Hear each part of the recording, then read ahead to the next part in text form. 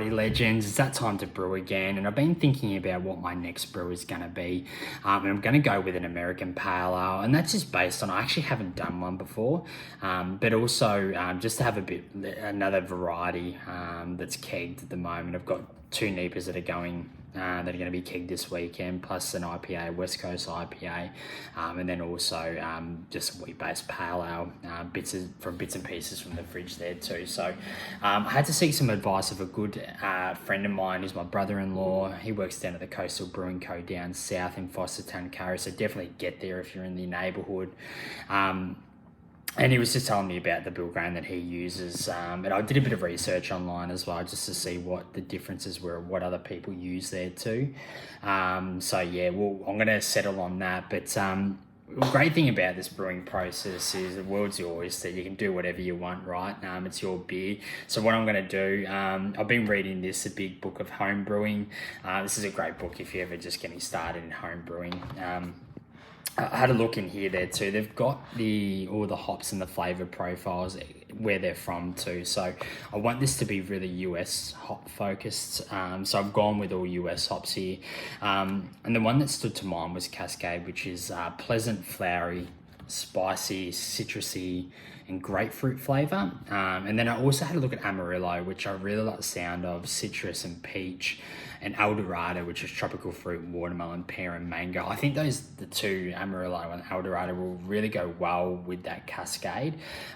So anyway, this is one way to find out. We'll brew it, and if I don't like it, we can try some other hop varieties in there as well. So again, this is a great thing about it. It really starts from planning your beer, having you think about what's actually, the flavour profile in there as well, and into your brew day there too. So from here, I'm going to chuck it into Brewfather. I'm going to order my grain from Hoppy Days Brewing Supplies, which is my supplier in Brisbane there anyway. They're fantastic at what they do, so get onto them as well. And then, pick it up and we'll get stuck into the brew day pretty much straight away.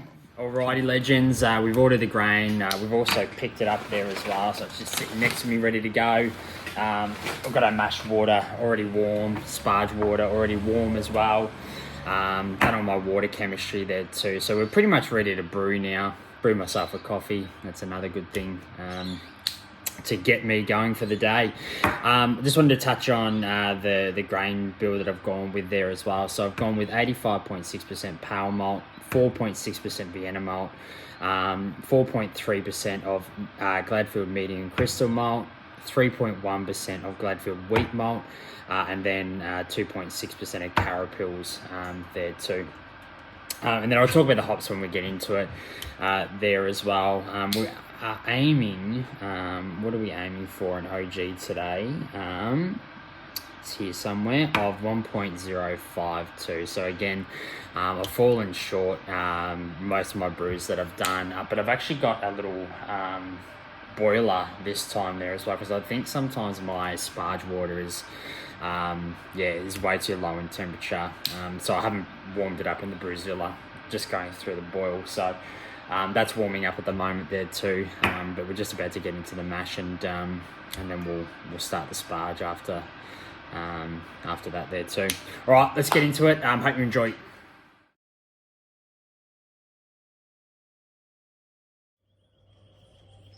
All right, started the masher probably about 10 minutes in now. Mash went really well. I love it when I've got not as much grain as like a NEPA or something like that. It generally goes a little bit smoother, but about 10 minutes in now.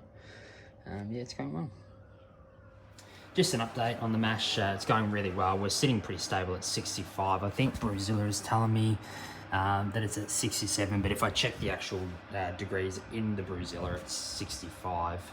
I've done a few readings across the last 30 minutes. It's about 30 minutes in.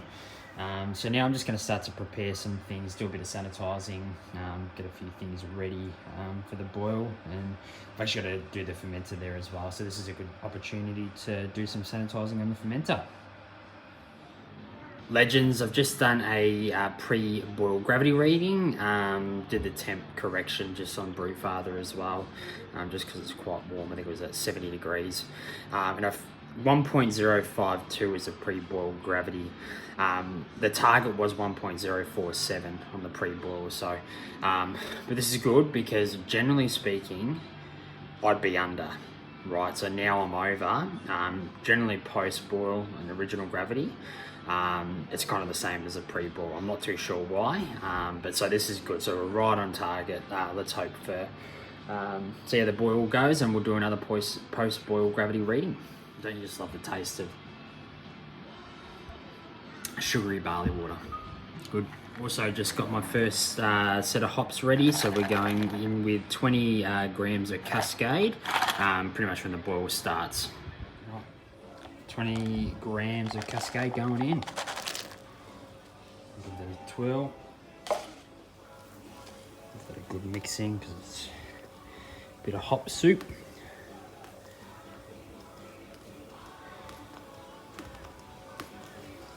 Good mix in so it all the hops mix up. Watch the steam. So we've just put in our first hops, which is the 20 grams of Cascade. So the next hops aren't going in essentially until 10 minutes. So we've got 15 grams of Cascade going in at 10 minutes. 20 grams of Amarillo at 5, and then we've got 15 grams of Eldorado at 5 there as well. I'll chuck in my Worthlight tablet in between that too, and then we've got the hop stand to do. But everything's going really well. It's a pretty smooth brew day. The wort, whatever you want to call it, tastes really good. You see the colour, it's definitely going to be a darker. I think it's 13.4 EBC, so it's definitely going to be a bit darker, which is great, the way I want it.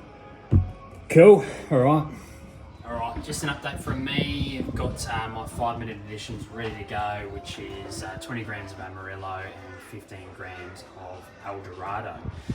So that's going in now. The boil's been good. Put in my Worthlight tablet, put in the 10-minute boil edition of Cascade as well.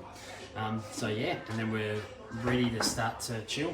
And old mate over here is just doing his own thing. Right, we've just started to chill the wort down. It is at, what was it, 80 before? Just do a temp check. Okay, 80 degrees, which is good. I popped it into Brewzilla that we'll do a hop stand at about 77 degrees. So obviously it's a little bit hard with the Brewzilla. It's out of range sometimes with the temp. That's 80 degrees and it says 81 there. Actually, it's not too bad. It's pretty close. So I'm about to chuck my hops in. And those hops are, so we've got 35 grams of Eldorado, 20 grams of Amarillo, and then 15 grams of Cascade. Doing a hop stand for 20 minutes too, and that's it. That's the end of the beer. Chuck it in the fermenter, let it ferment away, see how we go. Brew day is done. I've got it in the fermenter. I'm just about to do a original gravity reading. All went well actually. It was a good day. Nice and pretty relaxed. From a perspective. Didn't take me too long to sparge. Definitely a game changer is the boiler. Having the boiler on hand. Borrowed it off my neighbour, so hopefully I can use that more often. It'll definitely cut off a fair bit of time. But yeah, let's just want to check the temperature of the liquid. So 26.8, not 27 it's gone up to. So 27, I might wait till it obviously cools down just a smidge more just to pitch the yeast, because I haven't even pitched the yeast yet. Let's check the gravity, and I'll do a temperature correction as well. It's a bit bubbly there at the top.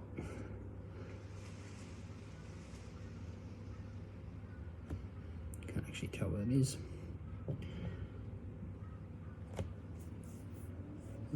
46. I'm going to see what that comes out as. Just did it again, so the final gravity 1.049, so we're actually 3 points short of our target 1.052. So pre-boil I got that 1.052, but now I'm down, so it's probably something to definitely do with the temperature. So I probably will just double check when it gets down to down to about 20 degrees of water anyway, just to check the original gravity that I got is correct. But yeah, nevertheless, it's actually I'm actually pretty happy with that. You know, generally I'm 5 points down, but I'm only 3, so we'll take it. And I think there'll be a little bit of a difference in the final gravity as well, which will probably bump up my ABV anyway. Yeah, be good. Alrighty, now to pitch the yeast and we'll start the fermentation. Alrighty, it is beer tasting time. My little help was not here to record or attempt to record the pour, so that will turn around and have a look this way. It's a bit messy at the moment.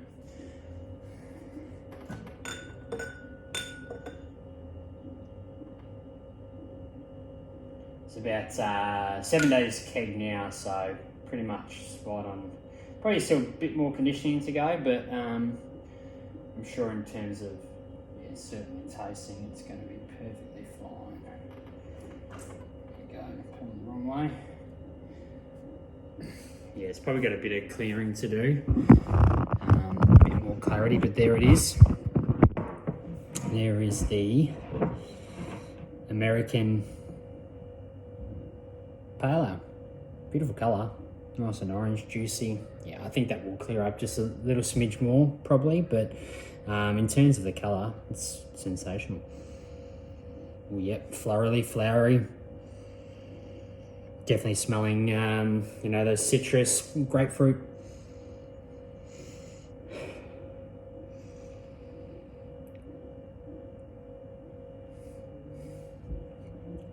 Oh, yeah, it's really good.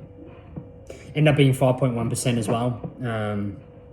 Yeah, so really, yeah, you know, that in that range where it's just going to be really good, sessionable even as well. The malt bill was awesome. Really tastes like Vienna malt as well. Yeah, that's super. Definitely on the nose, you get that kind of like spiciness, you know, flowery smell. And yeah, I think it's like an orange or a grapefruit that really comes through as well on the nose. Again, that's good, doesn't it?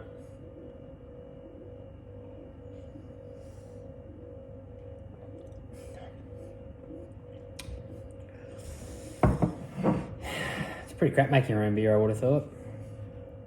No, that's fantastic. Really super happy with that. Happy with the colour as well. I think the colour's sensational. I was kind of aiming for, I didn't want to go too dark on, you know, that kind of EBC. From a bitterness perspective, we'll talk about the bitterness. Really subtle as well. Certainly when you take the mouthful, kind of lingers a little bit, like a lingering bitterness. But I think there's perfect IBUs, and what I did as well, as you can tell by the recipe, didn't go for too many bittering hops, and I kind of aimed for that IBU at that mark as well. So I'm super happy with it. Maybe could be a little bit, you know, a few more IBUs in there, just depending on, you know, how you feel. Like I do like, you know, especially this style of beer, maybe that little bit, yeah, you know, that little bit with a bit more IBU and a bit more punchiness as well, especially if you're, you know, food pairing too. I think that goes really well. But in terms of that is, that's a rip. I'm super happy with that. Yeah, definitely. And as it's starting to get warmer as well, you can, on the nose, definitely, like when it was kind of up here and it's cold, still cold now, of course. Just kind of couldn't get too much on the nose, but it's starting to really pop now. Oh, it's like this peppery spice on the nose as well. Probably comes from that Cascade hop as well, I reckon. And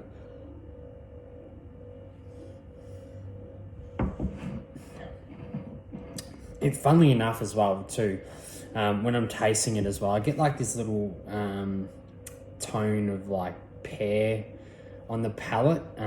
It's really weird, I know. You know, pear, you know, this style of beer, you probably wouldn't, you know, taste too much of it, but it's just like underlying, I don't know what word I'm looking for, but just really, yeah, peary even, so flowery, certainly, floral, a bit of spice, citrusy like grapefruit, and then, you know, that kind of pear. So I think it's going to be super. So now I'm gonna do a taste, you know, with the food pairing there as well. So again, I think this will go really well with some wings, and then also there's going to be a garlic prawn number in there as well. So I'm gonna get through a bit more tasting first. Make sure that's the dog. Make sure that's the food pairing that I want with this style of beer, but I think it's going to go really well. Yeah, cheers. Thank you. As I get through the beer, I get different tastes as well. When I say citrus like grapefruit as well, I'm getting a little bit of lemon too in it as well. It's really weird. It's really enjoyable. I think I'm going to really like this beer. So much so, my first APA as well, American Pale Ale. I'm going to be making many more of these, different hop combinations as well. I reckon this will be a great kind of core beer to have. But change up the hops a little bit, see what else you can, you know, can do with it. Weirdly, a bit of peach, really subtly, like a stone fruit peach or tropical fruit. Yeah, just really subtly. So again, some more flavours. Where the adventure starts, I'm going for a bike ride, really getting that fitness up before I dig into a couple of beers tonight. We're going for some wings paired with an American Pale Ale. I'm also going to make a little garlic prawns number as well on the side, so we'll see how that goes. Should be good fun. Wish me luck. Bit of a riding everywhere, you know the shortcuts to everywhere. Here we go.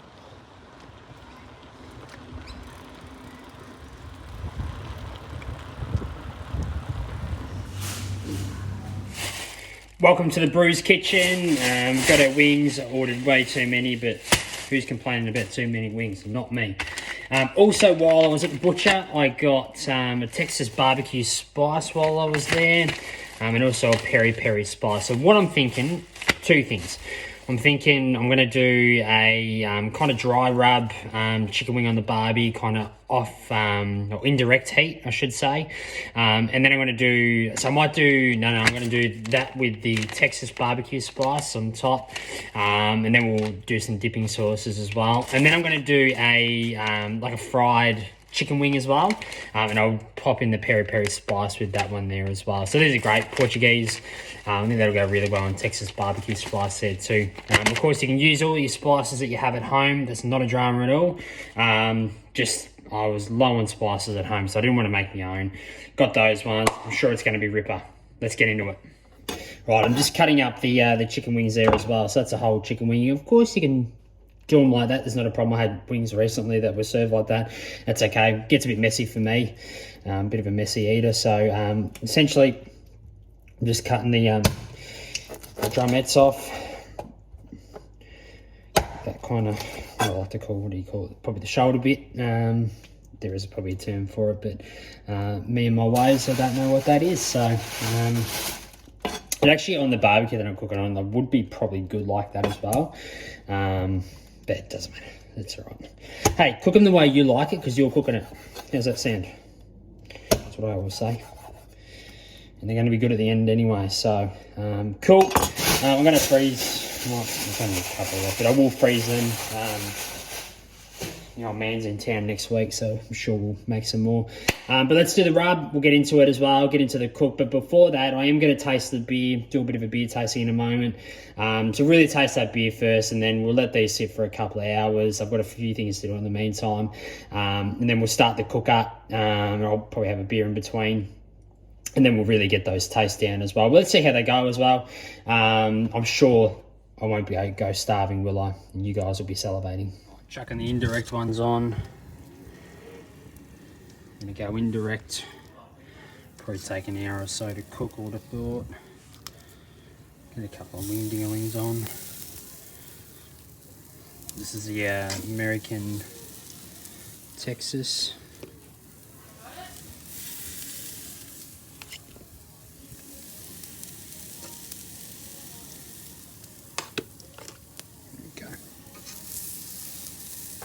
Leave a couple there just for the maybe for Sunday. Both styles of chicken wings all cooked. Let's go on for the taste test. Alrighty, legends, we have the Brew Time APA ready to go. Ironically, I've got some sauces in an egg cup. Chicken and eggs, you know what I'm saying. So we did our 2 styles. So we did the fried chicken, wingdings, and then like that Texas barbecue. And I ended up putting a bit of barbecue, kind of baby Ray's, I think it is, sauce on it. So let's go and dip into that one first. I think we're gonna got a bit of buffalo sauce here as well. So I've got 2 sauces, like a little garlic truffle sauce.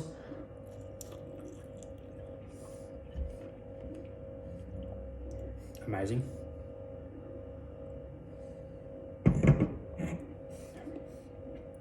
Perfect beer to pair with wings, I reckon. A little bit, Texas barbecue spice, fairly spicy with a sweet barbecue sauce. Very umami.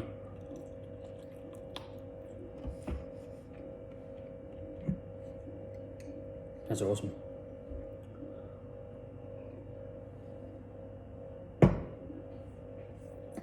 And that wing there was an indirect heat one, so really, yeah, that's great.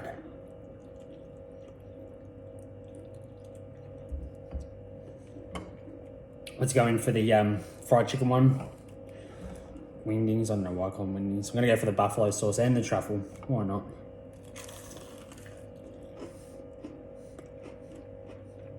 Again, super. Oh, just that citrusy, flowery, floral with the wings. That's sensational.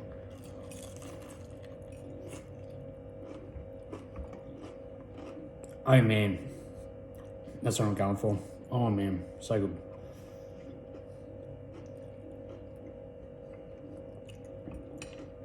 So I think this beer will pair well with some really, great food that you cook.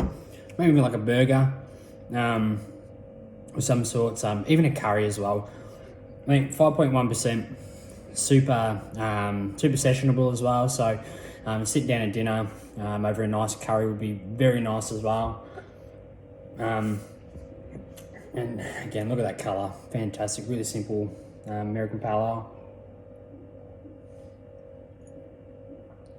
With the spice of the wings as well that I went with, really helps to dilute the spiciness with that citrusy kind of vibe as well, and lemon, that lemon vibe too. So that's worked really well, I reckon. So, all right, cheers to wings.